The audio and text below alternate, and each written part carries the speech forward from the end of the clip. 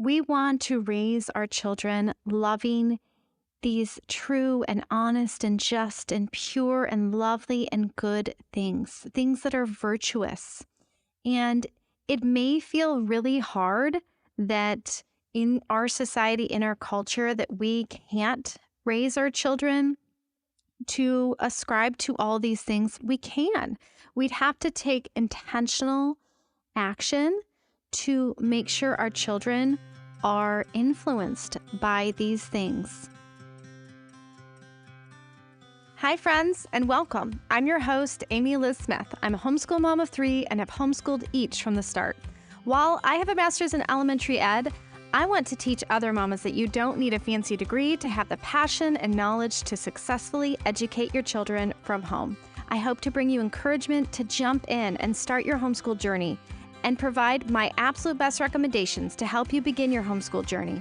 Thanks for joining us along for this crazy, messy, grace-filled homeschool ride.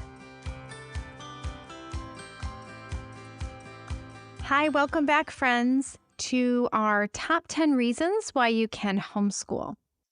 Today, we're going to talk about sharing beautiful literature and arts with your child. Philippians 4:8 says, "Finally, brethren, whatsoever things are true, whatsoever things are honest, whatsoever things are just, whatsoever things are pure, whatsoever things are lovely, whatsoever things are of good report, if there be any virtue, and if there be any praise, think on these things." We want to raise our children loving these true and honest and just and pure and lovely and good things, things that are virtuous. And it may feel really hard that in our society, in our culture, that we can't raise our children to ascribe to all these things. We can. We'd have to take intentional action to make sure our children are influenced by these things. Children in homeschool, they can be exposed to composers, art. They can learn about botany and zoology and do hands-on activities. They can read good and powerful, beautiful literature. They can paint. They can learn all about God's truth from these wonderful things in God's world. Charlotte Mason, one of her principles, number 20, is we teach children that all truths are God's truths, and that secular subjects are just as defined as religious ones. Children don't go back and forth between two worlds when they focus on God and then their school subjects.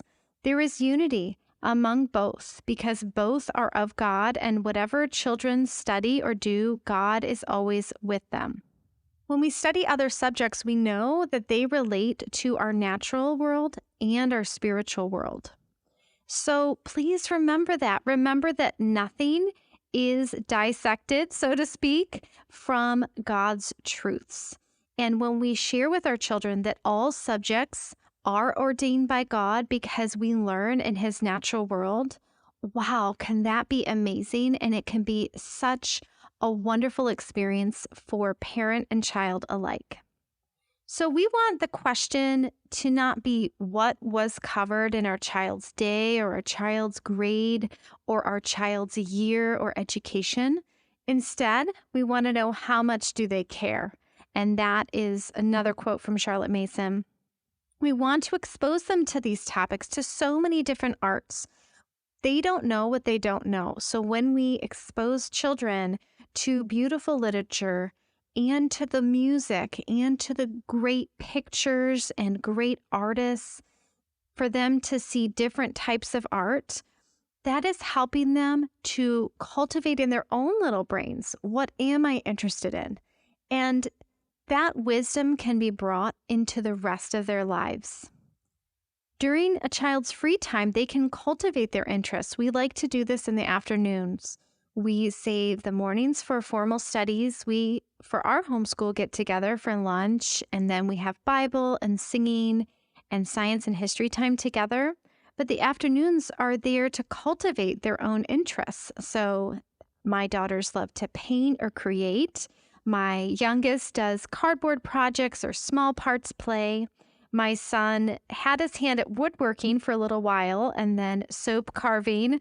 He is an avid coder like his dad, so he's taking a class for that, which is very neat.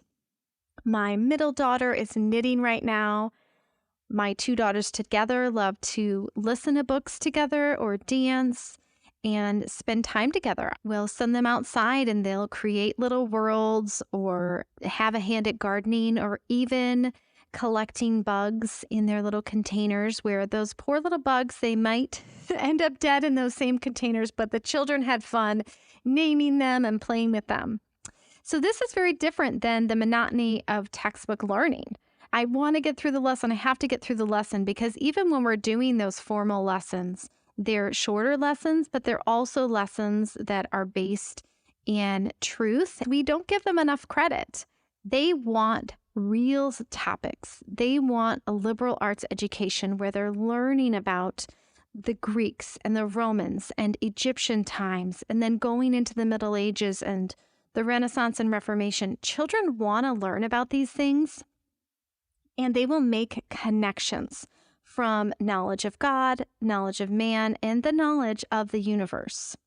Charlotte Mason didn't mince words about the importance of exposing our children to a great number of subjects. And in her volume 6, Towards the Philosophy of Education, she wrote, "There lives," and this is her quoting William Wordsworth, and then she writes how right Wordsworth is. She talks about Wordsworth a couple times in this volume. But this is a poem from Musings near Aquapendente by William Wordsworth. "There lives no faculty within us which the soul can spare, and humblest earthly weal demands, for dignity not placed beyond her reach, zealous cooperation of all means, given or required to raise us from the mire, and liberate our hearts from low pursuits, by gross utilities enslaved. We need more of ennobling impulse from the past, if for the future aught of good must come." And Charlotte, she continues to say, there is no faculty within the soul which can be spared in the great work of education. But then every faculty, or rather power, works to the one end if we make the pursuit of knowledge for its own sake the object of our educational efforts. We find children ready and eager for this labor, and their accomplishment is surprising. Wordsworth also says, if rightly trained and bred, humanity is humble. We live in times critical for everybody, but eminently critical for teachers because it rests with them to decide whether personal or general good should be aimed at, whether education shall be merely a means of getting on or a means of general progress towards high thinking and plain living, and therefore an instrument of the greatest national good. Without knowledge, reason carries a man into the wilderness and rebellion joins company. Fundamental knowledge is the knowledge of God, and while we are ignorant of that principal knowledge, science, nature, literature, and history. So here Charlotte is talking about the importance of combining all those subjects and never taking for granted what that's going to mean to each child, each and every child. And this becomes her philosophy, I believe, of the science of relations, that children will make connections for themselves of all the subjects you're teaching them. And we should never hold back from the great art and the great literature and the great music of old and of today. I hope that encouraged you today, whether you're just starting out, whether you aren't a homeschooler yet. I just encourage you to expose your children to these beautiful things so Philippians 4:8 can ring true in your own home.